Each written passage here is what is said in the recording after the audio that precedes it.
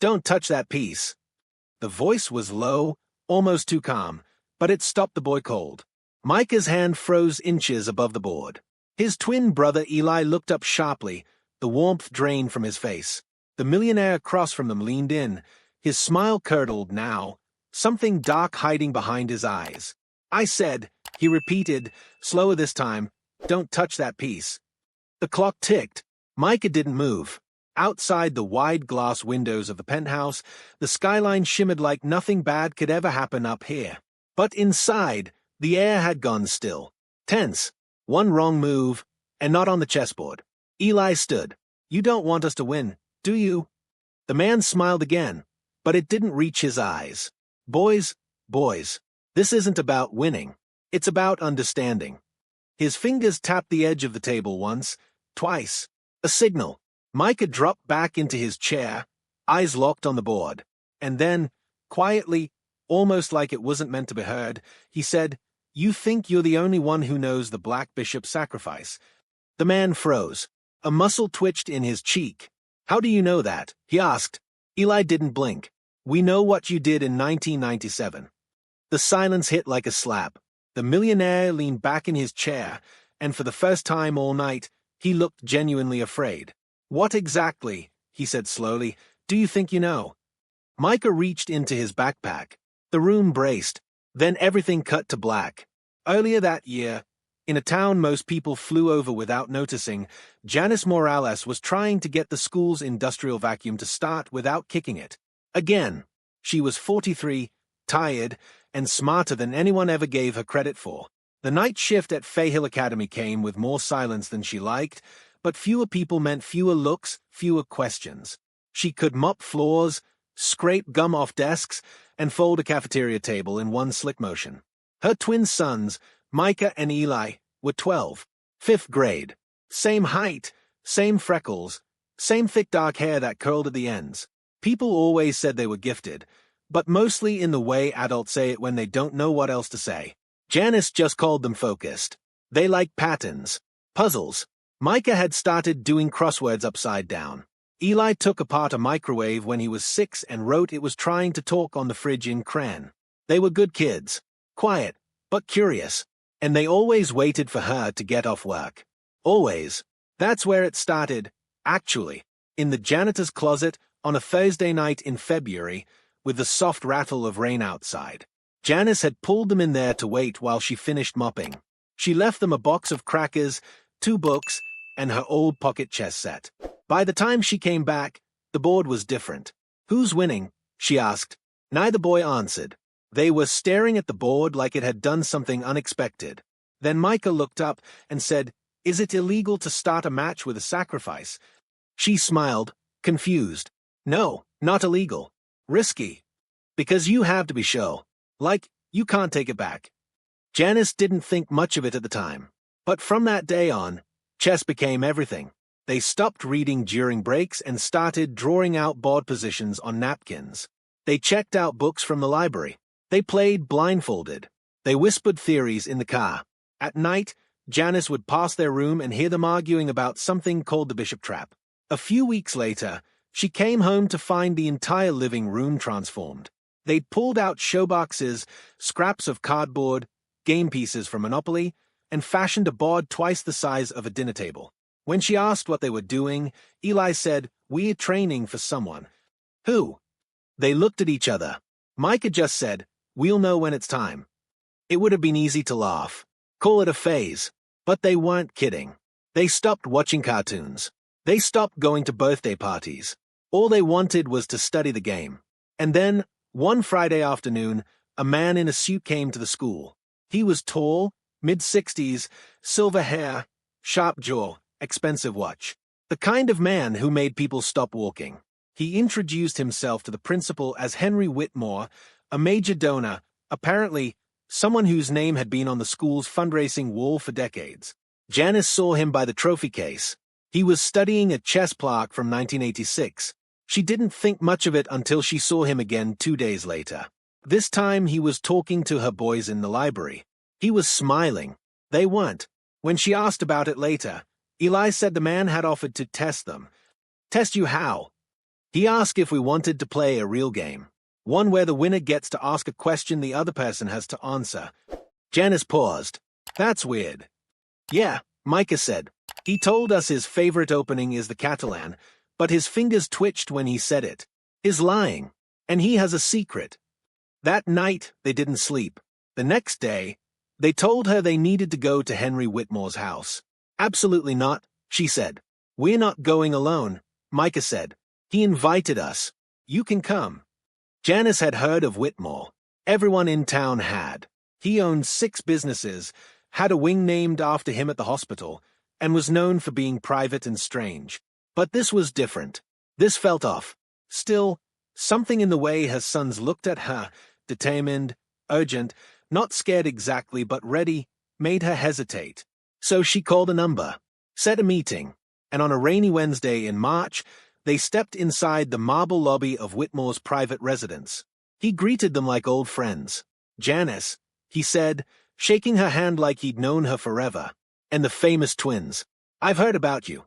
Micah stepped forward. Let's play. Whitmore raised an eyebrow. Straight to it. We don't have much time. He laughed, but Janice didn't miss the flicker of tension in his eyes. He led them upstairs to a library that smelled of cedar and secrets. In the center of the room, a board already set. Eli sat down. You take white. Whitmore didn't argue.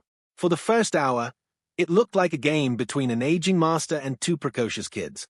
But slowly, it shifted. The boys moved like they weren't just thinking ahead. They knew what Whitmore was going to do. By the 25th move, he looked shaken. And that's when Micah whispered, You still use the bishop sacrifice to distract. Like you did in the Nationals. Like you did with Carter. Whitmore froze. Janice looked between them. What is he talking about? The air thickened. Whitmore leaned back. You've done your research. Micah didn't blink. You used a rigged clock in 1997. Against Carter, in the U.S. Finals. You sacrificed your black bishop to buy time, but you weren't calculating. You were waiting. Janice stared at her sons. How do you know this? Eli reached into his bag. Because we found this. And then the lights went out. A crash. A scream downstairs. And Janice realized this wasn't about chess anymore. It never had been. The room went completely dark. No warning. No flicker. Just darkness, thick and full, swallowing the twins, the board, the A. Janice felt her pulse spike. Micah, she said. Eli. I'm here. Eli's voice came. Tight. Micah, don't move. The heavy silence was broken only by the faint ticking of the analog chess clock. That damned, old-fashioned clock Whitmore insisted on using. Somewhere behind them, a door creaked open. Whitmore's voice cut through the dark. Calm. Controlled. You know. Boys, most people your age don't even know who Carter Henson was, let alone what happened that year. Eli's voice, flat. That's because you made sure of that. The lights came back on. Only half the room lit up. The chandelier above the chessboard buzzed weakly, leaving the corners of the room in shadow. Whitmore stood by the fireplace now, one hand on the mantel, the other behind his back. The smile was gone. You've done your homework, he said. You think you know what that move meant. The bishop. The clock. But you don't. You're children playing with matches. Janice had had enough. What the hell is going on? This was supposed to be a game. Why are you threatening my kids? Whitmore looked at her like she'd just asked what color the sky was. Threatening? No. No, Janice. I'm testing them. And they passed. That's what should scare you. Micah reached into his bag again. This time, he pulled out a battered VHS tape, labeled in fading ink, 1997 U.S. Open, final match recording. He slid it across the chessboard. Whitmore stared at it. Didn't touch it. You thought it was lost, Eli said. Or that Carter's sister destroyed it. Janice blinked. Who is Carter's sister? Neither boy answered. Instead, Micah nodded at the tape. We watched it. You didn't forget to hit the clock on move 32. You hit it twice. First to pause it. Then again, 3 seconds later, to make it seem like you were reacting fast. But there's a reflection. In the trophy case, you didn't calculate anything. You waited until Carter leaned forward, then you moved. Whitmore didn't deny it. He stepped away from the fireplace and sat slowly, almost with reverence, back at the board. "Do you have any idea what I lost after that game?" he said. "I gave up everything. For a win. Just one. And do you know why I did it?" Micah didn't flinch. "Because you knew you couldn't beat him, Faye." "No," Whitmore said quietly. "Because I couldn't lose. Not then. Not after what they threatened me with." Janice leaned in, her voice sharp. "Who's they?" But before he could answer, a buzzer sounded. Not the clock, not the door. An alarm, subtle, distant, but unmistakably real. Whitmore went pale. He turned slowly to the window and muttered, "They're early." 3 months earlier. It started with a spill. Janice was cleaning the upstairs staff lounge. A teacher had dropped her coffee and just left it there. Typical. She grumbled under her breath, bent down with a rag, and that's when she saw it, wedged beneath the radiator, an old, dust-covered book. She reached for it, wiped it off. It was a tournament program. Chess Masters Invitational. 1997. On the cover, Carter Henson. And next to him, looking younger but unmistakably the same, Henry Whitmore. She turned the pages absently at first, then more carefully, because by the time she reached the final bracket, she realized something strange. Carter had been undefeated. So had Whitmore. Their final match ended in a controversial win by Whitmore. But the match had been under review. The notes said the recording was inconclusive. Janice took the book home. Micah stayed up late reading it. Eli looked up Carter's name. They found forums, old posts, interviews, all vague, all cut short. Carter had vanished the year after the match. Some people said he quit. Others said he disappeared. The most interesting thing? Nobody could find the tape. Until Micah emailed someone using an anonymous Chess Archive account. A week later, a package showed up. No note, just the tape. They watched it on the school's old AV cart. The twins played it over and over. Paused, rewound, took notes. And what they found wasn't just a bad call or sloppy play. It was deliberate. Whitmore had cheated. And the bishop? It wasn't just a sacrifice. It was a signal, a stall, a sleight of hand. It was a message. And now, sitting in that quiet, half-lit room, Janice realized something terrifying. This wasn't about ego or chess. It was about whatever came after that move. Back in the present, the alarm was still ringing faintly, echoing from deep within the house. Eli stood. "Who's here, Mr. Whitmore?" The man looked older suddenly. "Fragile. People who think I owe them more than I gave. And maybe they are right." Micah said, "Does this have to do with the foundation?" Whitmore didn't answer. He turned to Janice. "You have to go. Now, take the tape and your sons. Get as far away from here as you can." Janice didn't move. "Not until you tell me what you did." The walls felt like they were closing in. Outside, headlights cut through the night. 3 black cars. No plates. Whitmore stood. His hands trembled slightly. "That move, the bishop? It wasn't mine. It was theirs. I used it once. Then they owned me. Every game since was part of something else. Every win. Every favor. I was just another piece on their board." Eli's eyes narrowed. "And Carter?" Whitmore whispered. Carter said no. Then the front door blew open. Shouts, footsteps pounding up the stairs. And Micah, without thinking, grabbed the VHS tape and shoved it into his hoodie. Whitmore didn't look back as they ran. Janice grabbed both boys and pulled them down the service stairwell. Behind them, Whitmore turned to face whoever had come for him. As the door closed behind them, the last thing they heard was him saying, "I should have resigned in '97. Then gunshots. The twins didn't look back. The rain hit like it was angry. Hard, cold slaps on the windshield as Janice barreled down the twisting back roads, headlights off. Her hands were white-knuckled on the wheel, and her breath came shallow and fast. Micah was in the back seat, silent, staring down at the VHS tape in his lap like it might burn through him. Eli sat up front, eyes scanning the dark woods beyond the road. No one said anything for a long time. Finally, Janice found her voice. "Tell me what's on that tape. All of it. No more riddles." Micah didn't look up. "We told you what we saw." "No," she said. "You told me he cheated. That doesn't explain why men with guns came for him." Eli's voice was low.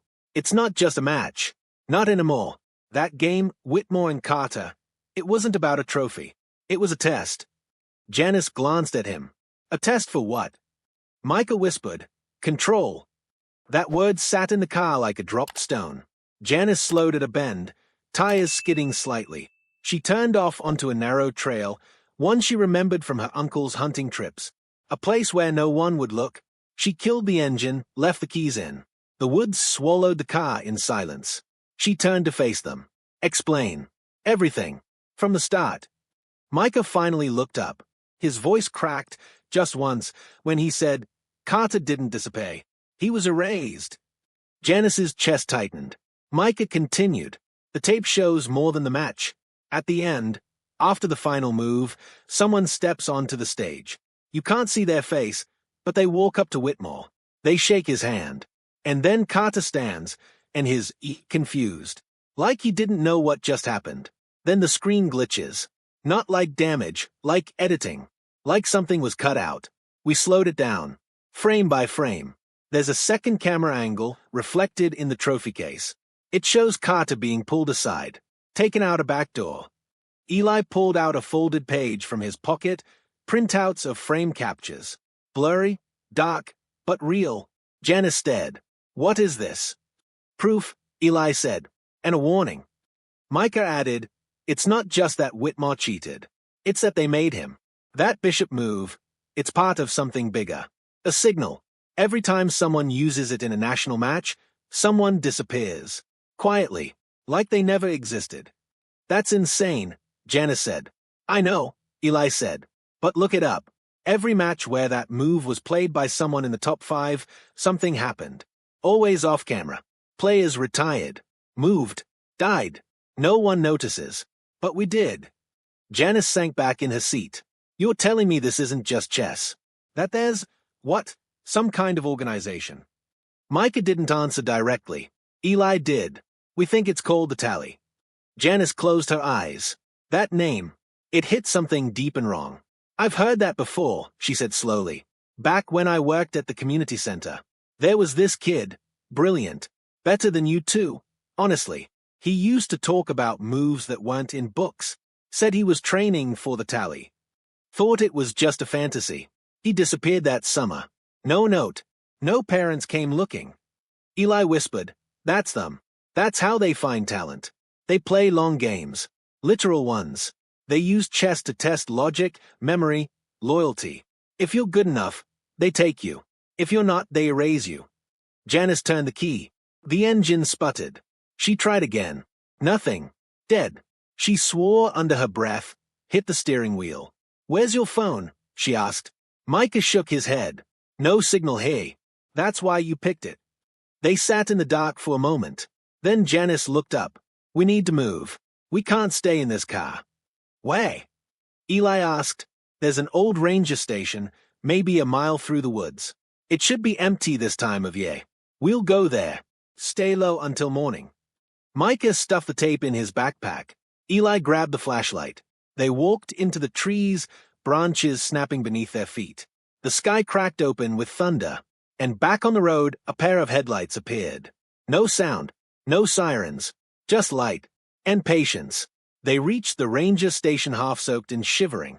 The door was unlocked, as Janice hoped. A dusty space with a wood stove, a broken radio, and bunk beds covered in plastic. Micah peeled off his wet hoodie, careful not to crush the tape. Janice dug through drawers until she found candles, a rusted tin of matches, and a cracked thermos. The warmth from the tiny stove was slow, but it helped, and in that flickering, fragile light, Micah looked up and asked, "What if we don't run?" Janice stared. "What? What if we don't run?" he repeated. "What if we finish the game?" "You want to go back?" "Not to Whitmore," he said. "To them. Whoever they are. We play. We show them we know. Maybe that's how we beat it. Not by hiding. By checkmating them." Eli turned to him. "If we do that, there's no going back." "I know." Janice stepped forward. "Your children." Her voice was shaking now. "This isn't your fight. I should have protected you." Micah met her eyes. "You did. But this isn't just about us anymore. They are still doing it. Still taking people. Someone has to stop it." Janice's eyes filled, but she didn't let the tears fall. Because he was right. Outside, a twig snapped. Eli grabbed the flashlight, killed it. They pressed against the wall, silent. Another footstep. Closer. Then a voice. A young one. Girl. Micah? Eli. They froze.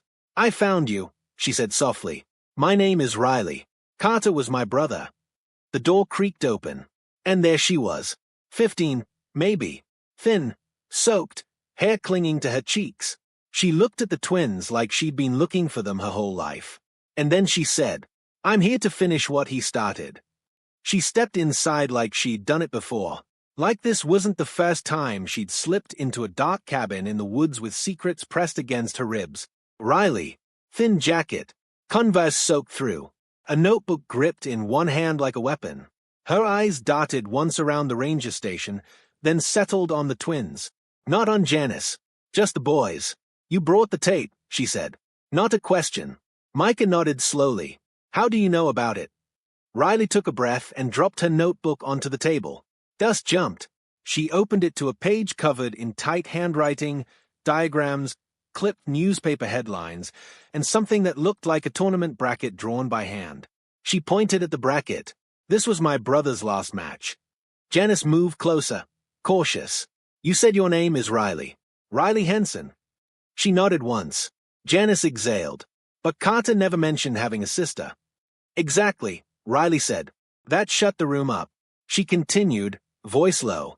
Carter was 15 when he won the state championship.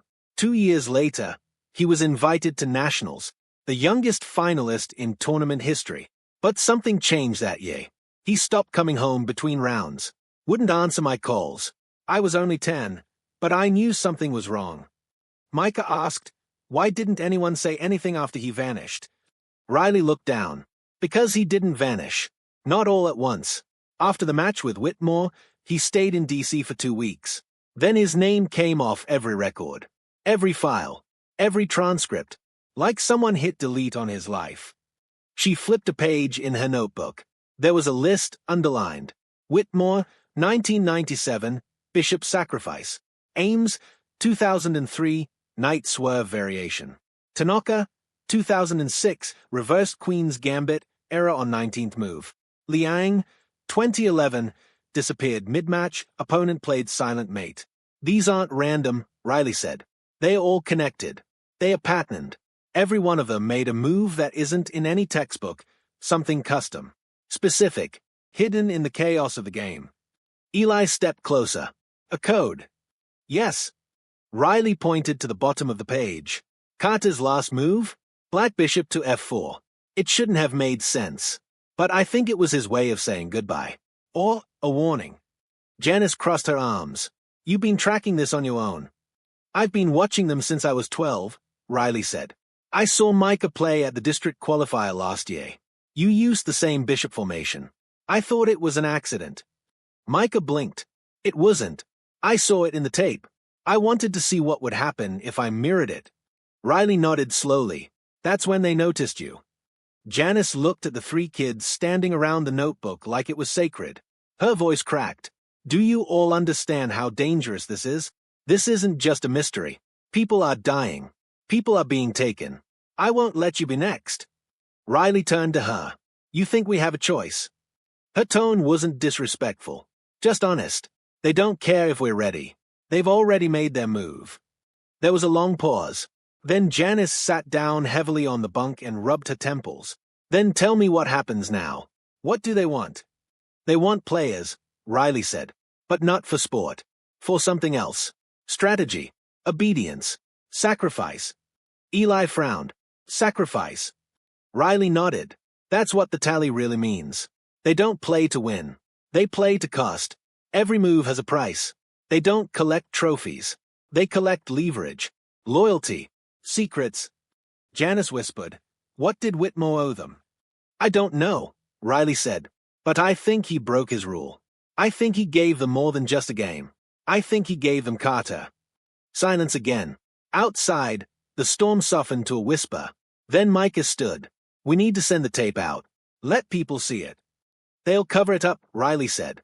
Or worse, trace the leak and come after whoever sent it. Janice shook her head. There has to be another way. There is, Riley said, voice flat. Finish the game. Call their bluff. Beat one of their players in public. Force them to make a move where the world can see. Eli sat forward. But they control the tournaments.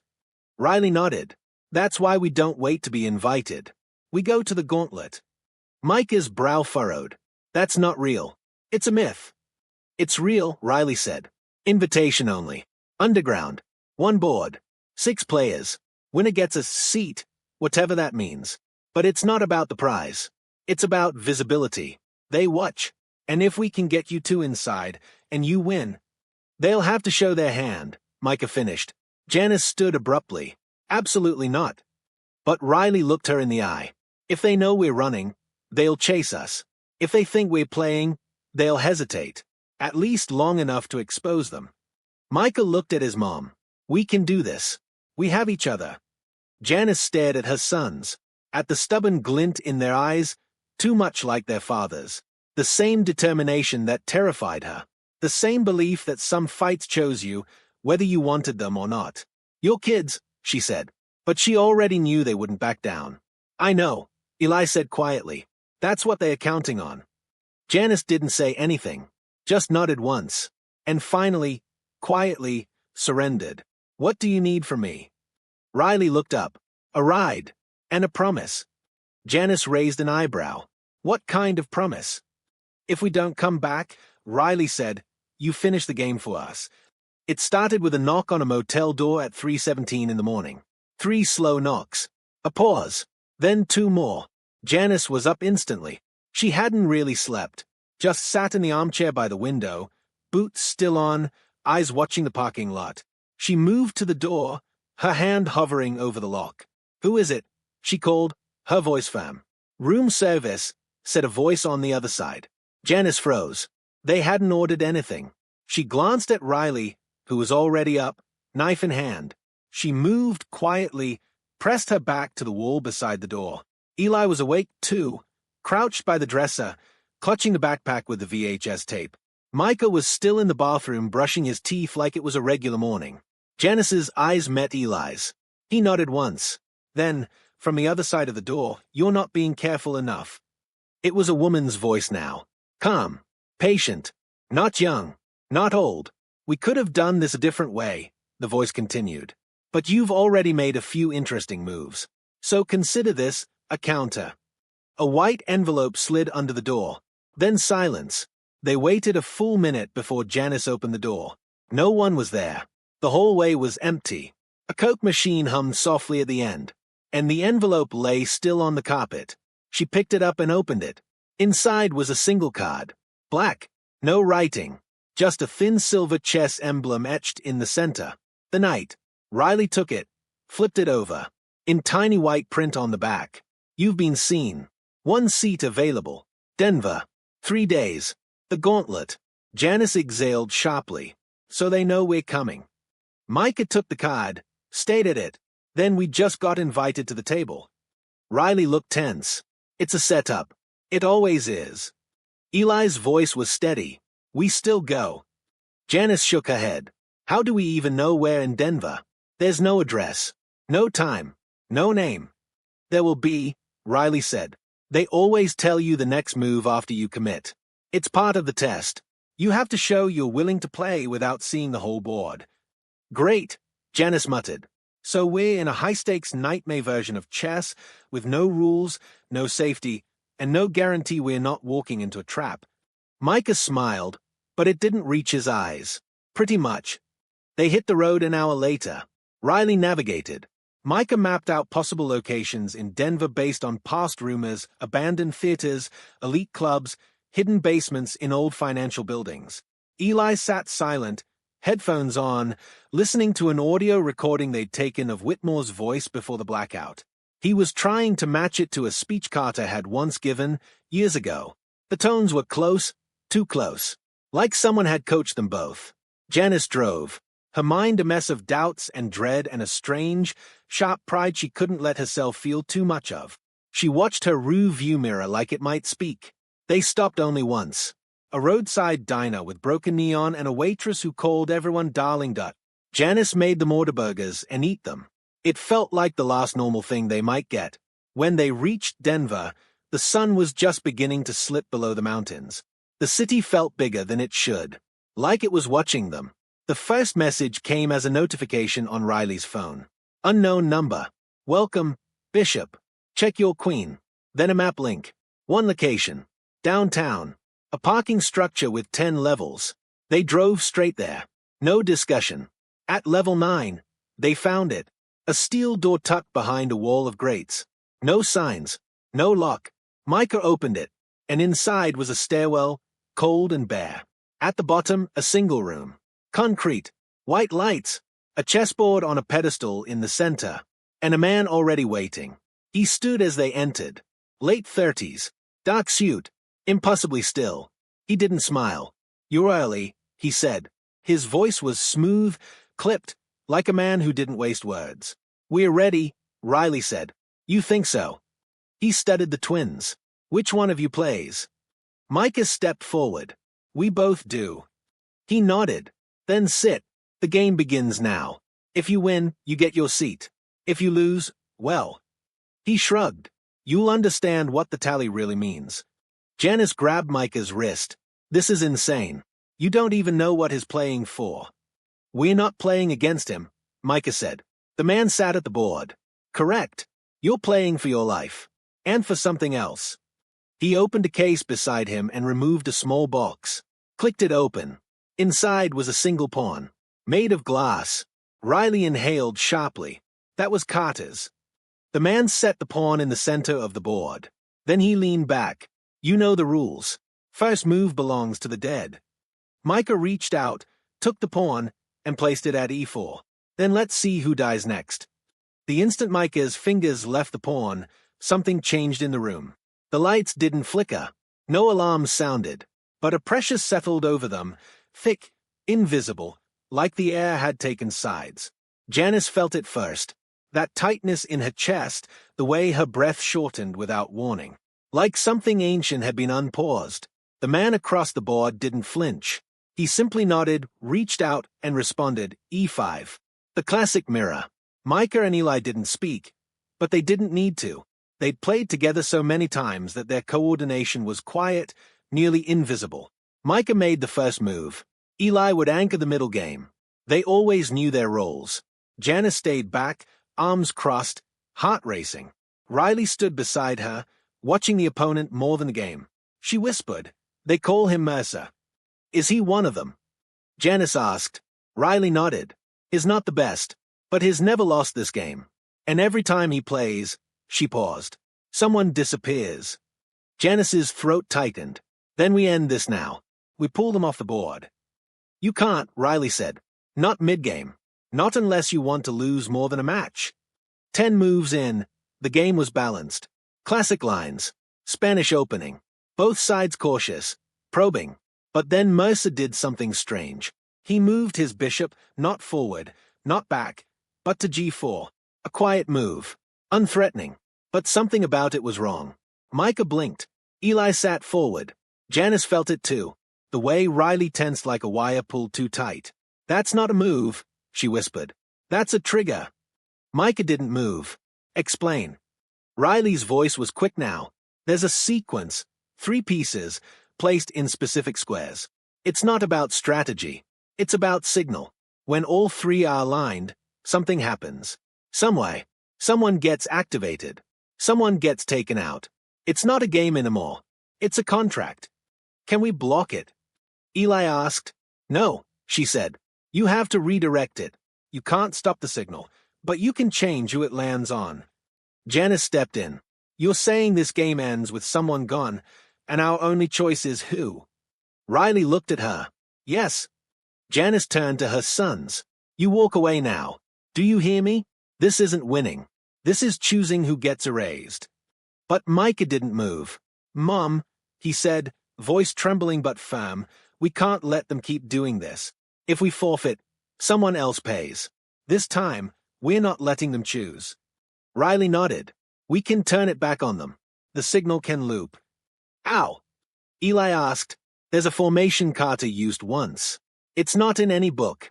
It's a trap disguised as a retreat. If you can pull it off, you force the trigger back to the source. But we need the Black Bishop's sacrifice to open the line, Micah said quietly. Janice flinched. That move again. Eli looked at his brother. It's the same play Whitmore used. But we finish it differently. Micah nodded. Then, without breaking eye contact with Mercer, he moved. Bishop to c4. The first piece fell into place. Mercer smiled. Not warm. Not mocking. Just knowing. I wondered how long it would take, he said. The next moves came fast. Back and forth. Aggression disguised as patience.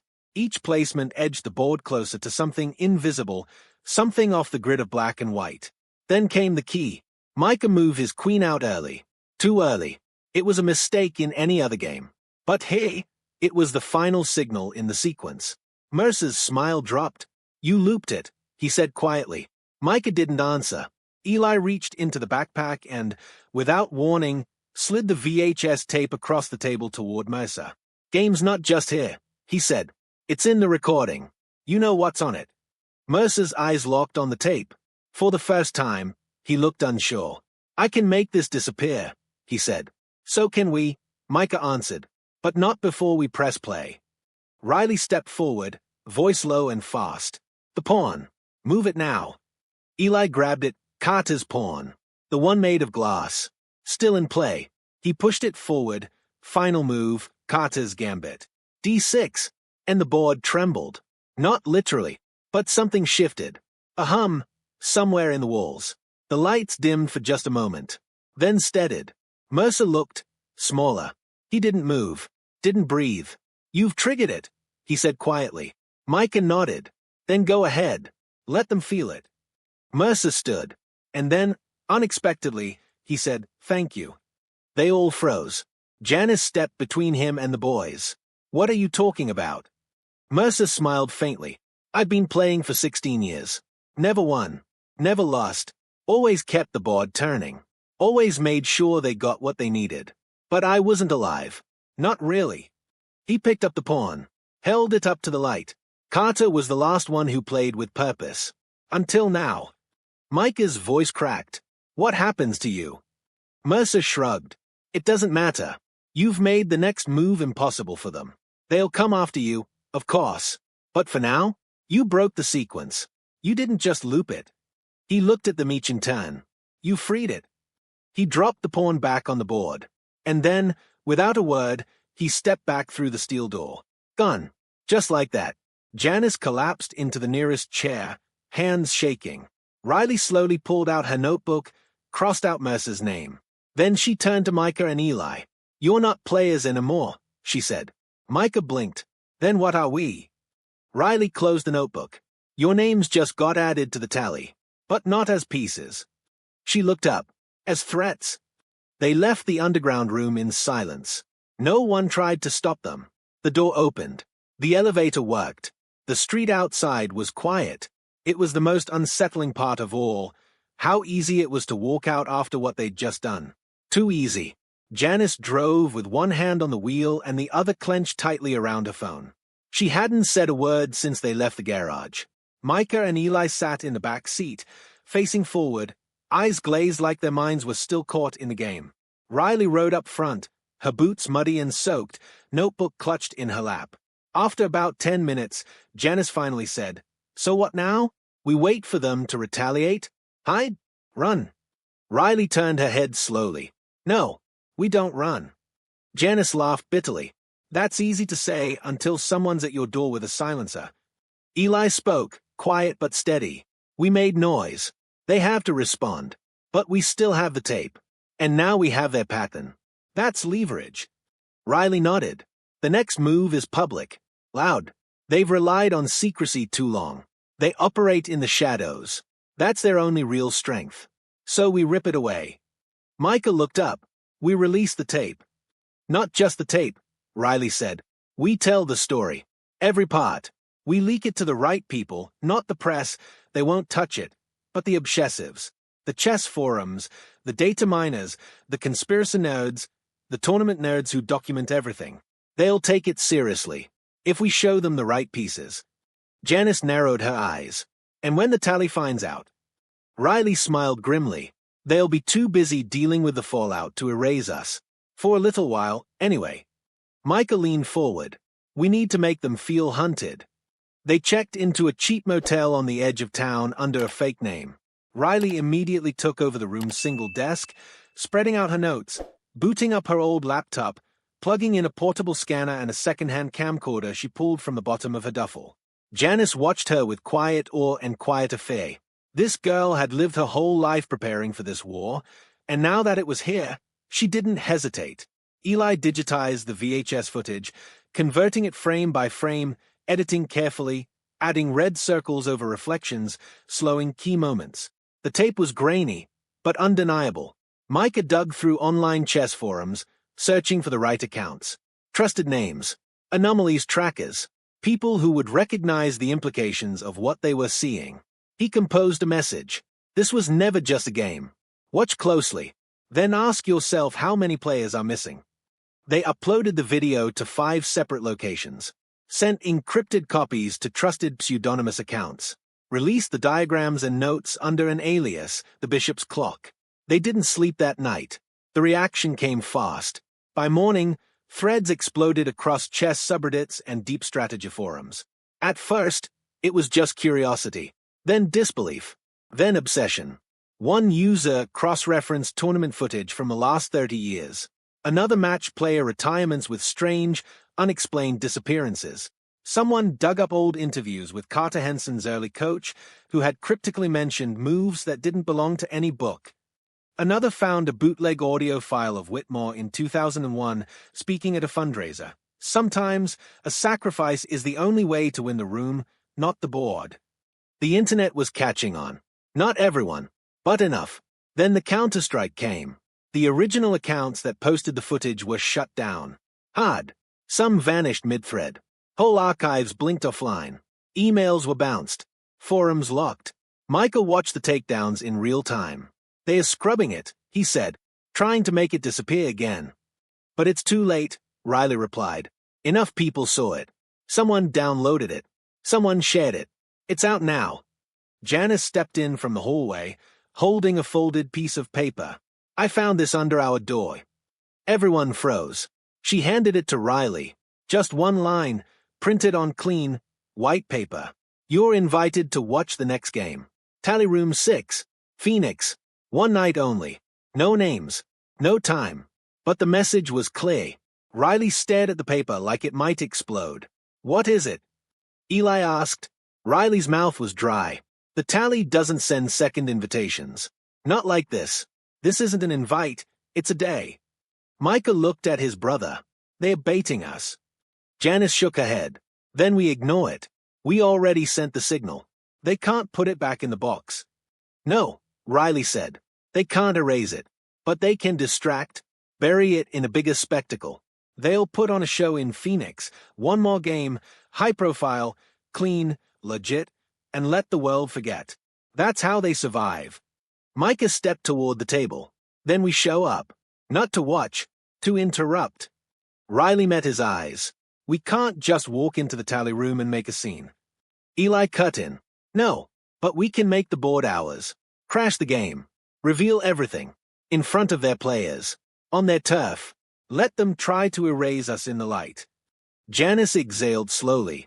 You're going to force them into check. Riley nodded. And this time, there's no draw. Micah folded the invitation, tucked it in his pocket. Then let's go to Phoenix, he said. Let's end their game. The building didn't look like much. A converted opera house on the edge of downtown Phoenix. Glass frontage wrapped around concrete pillars. Modern, elegant, empty, at least on the outside. No signs, no marquees. Just a single black SUV idling quietly in the alley. Janice parked 2 blocks away and killed the engine. Inside the car, it was silent. Eli adjusted his collar. His hands trembled once, and then went still. Micah checked the USB drive tape beneath his sleeve. The full footage, in 3 file formats, with metadata restored.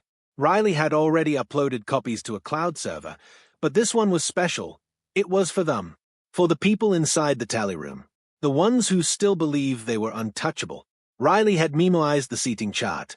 She sketched it from memory on the back of a takeout menu, a central stage, one table, 6 chairs, a wall of silent observers. Think of it like a courtroom, she said, but no one gets to speak unless they are winning. Janice gripped the steering wheel but didn't start the car again. I go in first, she said. I scan the room, find exits, watch their patterns. You two only enter when Riley gives the signal. Micah raised an eyebrow. What's the signal? Riley smiled faintly. It's not subtle. You'll know. They moved fast. Quiet. Janice slipped into the crowd outside the Opera House's service entrance, blending in with the black-jacketed staff.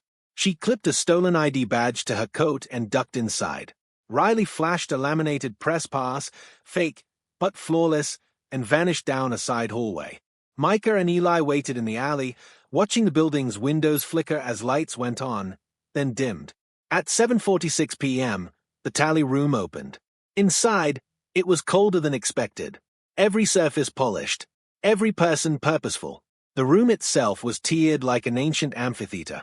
Stone steps carved into concentric circles, each one filled with silent spectators, men and women in sharp suits and darker intentions. At the center, the board. Janice sat in the back row, unnoticed, invisible. She scanned faces, looking for movement. But the audience wasn't watching the stage. They were watching each other. Riley stood near the technician's booth, high above. She locked eyes with a man at the front of the room, a moderator, maybe. He gave a single nod. She returned it. He turned to the crowd and spoke. Tonight, the seat is open. Gasps from the rows. A shift in the atmosphere. The moderator continued. There is no invitation. No chosen player. Tonight, we offer the game to anyone brave or foolish enough to claim it. A pause. Then a voice from the upper level. I'll play. Heads turned. Micah stepped down the aisle. Eli followed, silent, calm. Together, they walked to the board. Someone laughed. A cruel, short sound. You send children. They sent themselves, the moderator said. The audience buzzed. Micah reached into his coat, pulled out the pawn. Carter's pawn. He set it in the center of the board and looked up. We're not here to win, he said. We're here to show you what you've been playing with. Riley moved fast. From the back of the room, she connected her laptop to the AV system, timed perfectly. The projector flickered. Screens lit up. And suddenly the room was watching the match from 1997. Carter Henson. Henry Whitmore. Frame by frame. The illegal pause. The fake clock reaction. The handshake. The hidden reflection. The cut. The footage didn't lie. Someone stood up near the front. Cut the feed. Too late. Riley slammed her palm on the play key again. The backup video began. This time, Mercer. His match from 5 years ago. Another Bishop sacrifice. Another missing player. On screen, he whispered, I've never won. I've never lost. I just kept the board turning. The audience erupted. Voices, whispers, arguments. Some stood. Some left. But others stayed. Silent. Watching. Janice scanned the crowd and saw it. The man in the gray coat. Third row. He didn't flinch. Didn't blink. Just sat still, arms crossed, as if he'd expected this all along. Riley spoke now, loud enough for the room. You've built your legacy on silence. On shadows. But the board's not yours anymore. We've seen every move. Someone yelled, they're bluffing. Micah stepped forward. No, he said. We're just beginning. He looked at the board. The game hadn't even started yet. But he moved. Pawn to e4. No one responded. Not yet. Then the man in gray stood. He walked slowly to the table, pulled back a chair, and Saturday, he reached into his coat, set a single object on the table, a pawn. But this one was black glass, identical to Carter's, but reversed. He moved, pawn to e5. The room held its breath. Micah smiled faintly. Eli whispered, let's make this one count. Riley checked her watch. 8:01 p.m. The gauntlet had ended. This was something new. The war had finally started. The black pawn landed on e5 with a soft, deliberate click. That sound, a simple plastic tap, was louder than anything else in the room. Micah sat down, straightened his spine. His hands didn't shake. Eli stood just behind him, leaning slightly forward, eyes on the pieces, mind already racing. Riley hadn't moved. She remained by the tech booth, her eyes darting between the screens and the man now seated across from the twins. Janice stayed in the shadows. She didn't blink, didn't breathe. The man in the gray coat hadn't introduced himself, but the room already knew him. Vincent Hale.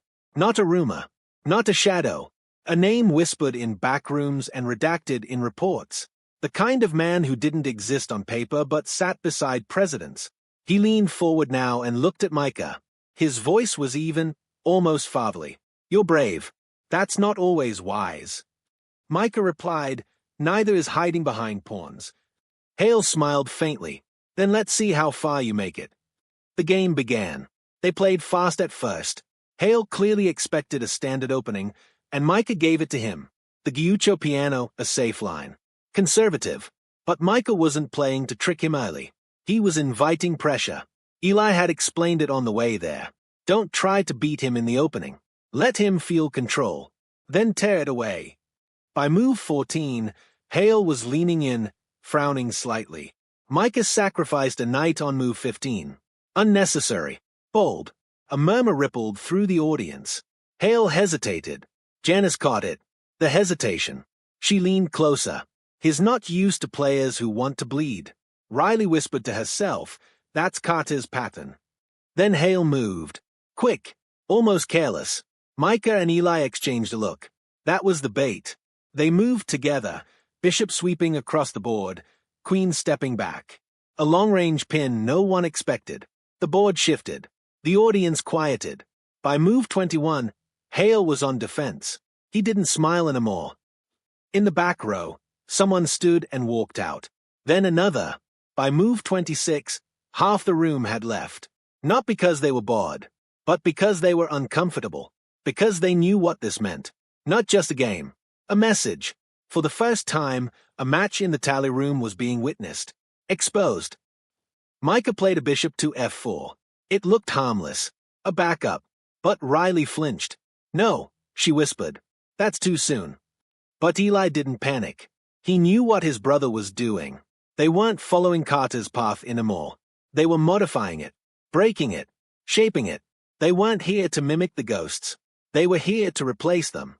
On move 30, Hale leaned back. He stared at the board for a long time. Then he reached into his jacket again and pulled out a small silver clock. He set it beside the board.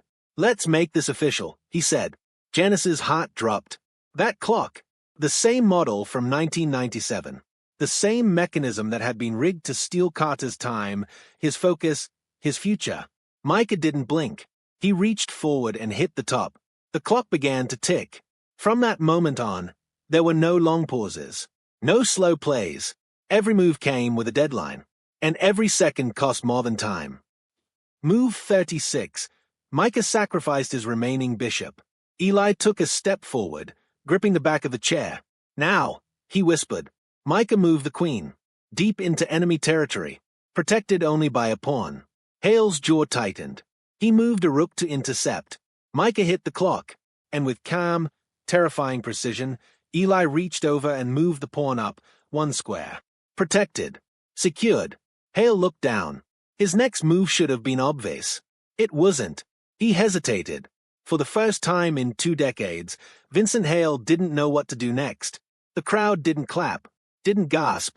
They just watched, because something was happening on that board they hadn't seen in years. Uncertainty. Not performance. Not control. Genuine risk. Then the lights in the room dimmed. Not like before. Not sabotage. Intentional. A spotlight dropped onto the board. The rest of the tally room vanished into shadow. And a voice spoke over the intercom. "Player Hale, you are out of time." Hale blinked. "Excuse me." The voice repeated. Calm, detached, out of time. "Remove yourself from the board." Gasps. Movement in the shadows. Then 2 figures stepped forward. No uniforms. No emotion. Hale stood, furious. "This isn't the end of the match." Micah didn't move. "You're right. It's the end of your match." Hale's gaze dropped to the board one last time. He saw it. Not checkmate. Not yet. But inevitable. And the tally didn't play out lost games. They erased them. He didn't resist. He left through the same door Carter had once been led through. This time, it stayed open. The twins sat alone at the board. Riley stepped forward, face pale but calm. "You won't be erased." Micah looked up. "Not yet." And from the shadows, a new voice, smooth, female, sharp as a blade, cut through the room. "Then let's see if you can win twice." Another chair scraped across the floor. A new opponent sat down. Younger, blonde, her eyes cold, her posture flawless. She set a white pawn on the board. "Next match begins now," she said. "I'm not Hale." Micah reset the board. Eli exhaled. Janice whispered, "They are not trying to beat you anymore. They are trying to wear you down." Micah looked at the girl across from him. Then he reached for his pawn. The white pawn dropped on e4 again. Micah didn't hesitate. E5, mirror move. For a few seconds, that was all. Just two children, playing a quiet game of chess in the center of a room full of ghosts. Then it began. The girl didn't waste time. She struck fast, sharp, confident. Her play style wasn't Hale's. No arrogance. No pauses. Her opening was aggressive, precise. Like she'd memorized every mistake Micah had ever made and was now erasing him one move at a time. She studied him, Riley murmured from the side of the stage. They prepped her with his own patterns. Eli stepped forward, gripping Micah's shoulder. "We change the rhythm. Forget the old lines. Improvise." Micah nodded, and for the first time in the entire tournament, maybe the first time in his life, he stepped outside the map. He moved a knight early. Too early. Not for gain, but for disruption. It cut the board in half, broke the tempo, forced her to pause. She adjusted, slid a pawn across the board like it was nothing. But the lines weren't smooth anymore. Janice leaned over the edge of the tiered seating, voice low. "Who is she?" "She's one of theirs," Riley replied. "Not a piece. A product." Janice frowned. "How old?" 13. Maybe. They raised some of them from nothing. No last name. No records. Micah moved again, bishop to g5, then sat back, watching her reaction.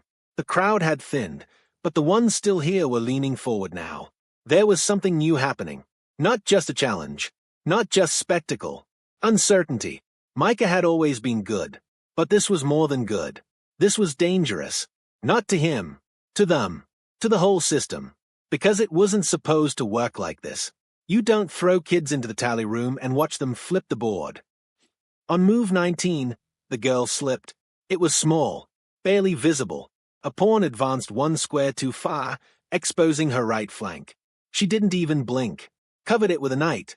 But Micah saw it. So did Eli. He leaned down, whispered, "Trap her queen. Give her no clean line back." Micah nodded. He moved. Quiet. Clean. A piece fell into place. Another. The board began to narrow. Her territory shrank. Then, something unexpected. The girl smiled. Not cruel. Not frustrated. Pleased. She set her queen down with an audible click. Micah didn't recognize the position. It wasn't in any book. Not even Carter's patterns. Riley's breath caught. Eli whispered, "What did she do?" Then Riley said it aloud, soft, shaking her head. She offered him the mirror. Janice stood. "What does that mean?" "It's a move that turns the board," Riley said. "It means we're not the only ones playing with secrets." Micah studied the pieces. It was clear now. The girl's strategy had changed. She wasn't just attacking. She was imitating. Move for move, she was copying them. Not just Micah. Not just Eli. Their history. Their matches. Their mistakes. Their improvisations. Someone had been watching them far longer than they realized. And now that knowledge was sitting across the table in the form of a girl with no name. Micah made a mistake. Small. But it cost him the left side bishop. Eli swore under his breath. Back her off the center. Regain space. But it didn't matter. The tempo had turned again. Micah wasn't losing. But he wasn't dictating anymore. That's when she spoke. First time all match. "You're not what they expected." Micah blinked. "You know them." "I am them," she said. "Or I was." A pause. "They raised me to stop people like you." Eli leaned in. "And are you going to?" She looked down at the board. Studied it. Then, "That depends how this ends." Riley stepped forward. "She's not bluffing. She doesn't want to win. She wants to see. Janice gripped the railing. What does she want to see? Micah knew. She wanted to know if he'd sacrifice to win. If he'd do what Whitmore did. He stared at the board. It was there. The opportunity. The classic bait. Sacrifice the black bishop, distract the queen, force the line open. It would work. She'd fall for it. She had to. But if he did that, he'd be them. And something inside him would be lost. Forever. His hand hovered over the bishop. Eli touched his arm. We don't have to win like that. Micah nodded slowly, and instead of sacrificing the bishop, he moved a pawn. One square. Quiet. The girl looked up. Her eyes changed. Softened. Then she reached forward. Took his queen. Gasps. Micah looked down. Saw it. And smiled. You missed the trap, he said. He moved the knight. Fork. Her rook and king were both exposed. She stared. Shocked. Micah didn't gloat. He whispered. You weren't playing us. You were playing them. She didn't move for a long time. Then, she tipped her king. Resigned. Silence. Then one person in the audience stood. Clapped. Slowly. Deliberately. More followed. Not out of celebration. But acknowledgement. The girl stood. Looked at Micah. Then Eli. Then Riley. Finally Janice. Then she said, they won't come for you tonight. And walked out of the room. When they got outside, the air was cold and dry. Micah stopped at the curb. What do we do now? Riley looked up at the stars. Now. We play our game. Not theirs. Janice wrapped her arms around her sons. I'm proud of you, she whispered, but I'm scared too. Eli said, so are they. And he wasn't wrong. Somewhere, deep in a building with no name, people were watching screens go black. Watching children rewrite their systems. And for the first time, they didn't know how to respond. Because this wasn't checkmate. It was the opening. For 3 days, nothing happened. No calls. No messages. No black cars. No white envelopes slid under motel doors. The silence was thicker than fear. It didn't feel like safety. It felt like being watched by someone who hadn't yet decided what you were worth. Micah didn't trust it. Neither did Eli. They weren't hiding. They were waiting. Janice rented a 2-room apartment on the edge of Temp using a fake name and cash she hadn't touched in years. The windows were kept covered, the lights off after midnight. The twins slept in shifts. Riley stayed close, a quiet orbit around their storm, organizing files, diagramming plays that hadn't yet been made, whispering names into the dark like she was trying to conjure them. It felt like the beginning of something. But beginnings can be just as dangerous as endings. On the 4th night, Micah had a dream. He was back at the board, but there were no pieces. Just empty squares. And across from him sat Carter Henson. Older than in the tapes, but not old. He looked tired. You're not done, Carter said. Micah swallowed. We forced them to fold. Carter shook his head. You forced them to pause. That's not the same. Then what are they doing now? Carter didn't blink. They are deciding which board to flip next. Micah reached out, tried to move an invisible piece. Nothing happened. Carter's eyes darkened. You've changed the game. But they are still playing with rules you haven't seen. Micah looked around. The board beneath him rippled. Like it wasn't wood anymore, just water pretending to be solid. Then Carter said, quietly, when they stop trying to control the board, they'll try to control you. He woke in sweat. Eli was already up, watching the news on mute. A live feed of the U.S. National Junior Chess Invitational. They're going public again, Eli said without turning. Look. Micah leaned in. On screen, a huge auditorium, full press coverage, sponsored banners everywhere. Red Bull, IBM, a massive silver board elevated in the center of the room. Eli pointed. Look who's missing. Micah scanned the names. There's no seeded third. No expected final player. They cleared it, Eli said. They scrubbed someone. Riley walked in, holding coffee that smelled like it had been reheated 4 times. You're watching it too. Janice followed, holding her phone. I just got this. She handed the phone to Micah. A single text. The queen is off the board. Her move is yours. New match, new threat. They are not playing against you anymore. They are playing through you. The message was from a burner number. No name. Micah looked up. It's a girl. Riley nodded. She left their table. That's why there's no third player. She was supposed to be in the final. Janice frowned. And they can't punish her. Not publicly. So instead. They are testing us again, Eli said. They're baiting us into stepping in. Micah shook his head. No, this isn't bait.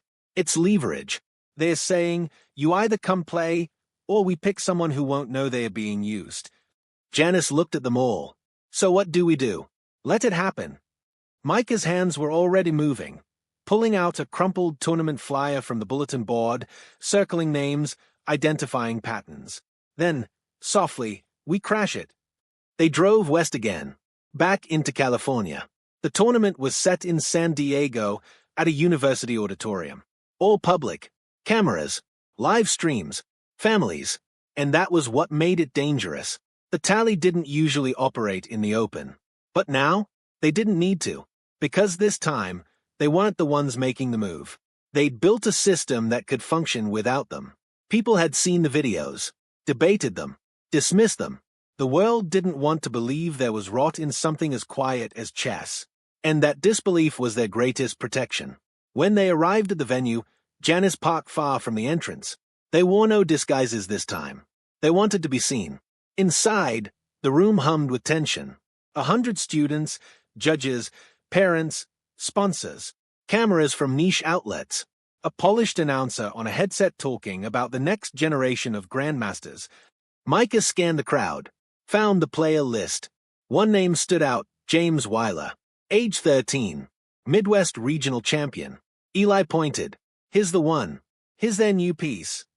They found James backstage, alone, polishing a night with the sleeve of his blazer, the way kids do when they want to seem older than they feel. Micah sat beside him, quiet for a moment. Then, have they told you how to open? James blinked. They told me to trust my instincts. Micah shook his head. They told you to sacrifice your bishop, didn't they? James went still. How do you know that? He asked. Micah leaned in. Because we used to be you. 15 minutes later, James withdrew. No scene, no drama, just a quiet note handed to the judge, withdrawn due to illness. Micah turned to Janice, heart hammering. That was the play. They won't forgive that, she said. Eli nodded. That was a direct loss. Riley spoke from behind them, her voice steady. They'll retaliate. Not with a game. With control. If they can't beat you on the board, they'll try to change who you are. Janice's voice was barely above a whisper. Then what do we do? Micah stared at the crowd as they packed up, as the event slowly wound down. He didn't have an answer, but he knew one was coming. Not in this room. Not in this country. Not on any board they'd ever studied. Because the game had already moved somewhere else. A different city. A different language. A different cost. And if they wanted to win, they'd have to follow it there. Even if it meant playing on a board where every piece had a face. They crossed into Mexico just after midnight. No one said a word as the border disappeared in the rear-view mirror. No questions were asked, no bags were searched. Someone had cleared the way ahead of them. Someone who wanted the next move made without interference. It wasn't safety. It was stagecraft. They want us here, Riley said from the back seat. The board's already set. Janice kept her eyes on the road, hands gripping the wheel tighter with every mile. Then we break the board. Micah stared out the window, watching the dark shapes of hills slide past. He'd never been this far south. Not physically, but in his gut, he knew where they were headed. Not a city, not even a building. A game. And this time, there would be no spectators. Only players. They arrived in the town of San Isidro, a quiet cluster of stone and rust and fading murals nestled into the mountainside. The streets were empty. No vendors. No music. Just wind and the distant hum of old electricity. Eli pointed to the church at the center of the plaza. There. A heavy wooden door stood ajar. Inside, there were no pews, no crosses, just rows of folding chairs, and in the middle, a square of light on the stone floor where sunlight streamed through the shattered remains of the stained glass. Riley stepped inside first. Micah followed. At the center of the room sat an old woman. Gray hair, long fingers. A chessboard rested between her and the sunlight. She didn't look up when they approached, just moved a pawn. D4. Then she spoke, in perfect English, though her voice carried centuries. Do you know how many faces I've worn, Nino? Micah didn't answer. She smiled. The tally is not a person. It is not a building. It is not a clock or a move or even a secret. The tally is a memory. And every time you try to burn it, we remember. Riley stepped forward. Then remember this, you don't own the board anymore. The old woman looked up slowly. Oh, child, you never understood. We never wanted the board. She pointed to Micah. We wanted him. Janice stepped forward. You think you can just take people and turn them into pieces? The woman shrugged. We don't take. We offer. Some accept. Others, she looked at Riley, escape. Micah's voice was low, but steady. What do you want me to play for? Nothing, the woman said. That was your mistake. Thinking this was about a prize. A win. A message. She moved another piece. Knight to F6. This is about cost. Eli stared at the board. You're not playing a match. You're telling a story. The woman smiled. Exactly. Riley suddenly grabbed Micah's arm. Don't move. But it was too late. Micah stepped forward. And Saturday. E4. Pawn down. A breeze passed through the church like a breath being held. Very good, the old woman said. Then the final chapter begins. The game that followed wasn't like the others. There was no crowd, no timer, no pretense of rules. It was a mirror. Every move the woman made mirrored Micah's decisions. But not just on the board. Memories surfaced with every piece. On move 8, Micah saw his 5th birthday, Eli giving him a broken rook wrapped in paper towels. On move 12, the night his father disappeared. On move 17, the moment he saw the Carter Henson tape alone in the school library and knew it meant something terrible. Each piece wasn't just part of the match. It was him. The woman spoke without moving her lips. Do you see now? This game was never about control. It was about memory. We preserve. We keep players alive by playing them. The ones you tried to save, they are still on the board. Riley shouted, That's a lie. But Janice wasn't watching the board anymore. She was watching Micah's face. It was changing. Not scared. Lost. Micah, she whispered. She's trying to overwrite you. But he couldn't answer. The room was tilting now, the board glowing. And across from him, the old woman smiled with something behind her eyes. 100 players. 1,000 memories. She's not playing against you, Eli realized. She's playing as you. Micah's next move was slow. He reached for his queen, stopped, then looked up, right at Janice, and whispered, What if I stop playing? The old woman's hands froze. You can't. Micah stood, gently tipped his king, and whispered, Then you lose. The light vanished. The board blinked. The old woman fell forward, eyes wide, not dead, but empty, like a library with no books left on the shelves. Micah stumbled back. Riley caught him. Eli grabbed the board, held it up. Every piece was gone. Wiped. Janice took Micah's hand. They turned to leave, but as they stepped into the sunlight, a girl stood waiting at the doorway. Not the one from the tally room. Someone else. Younger. She held out a pawn, black glass, and said, It's your move now. Micah looked at it, then at Eli, then back at the empty board behind them. No, he said, it's everyone's. And for the first time in years, the tally had no players, only people.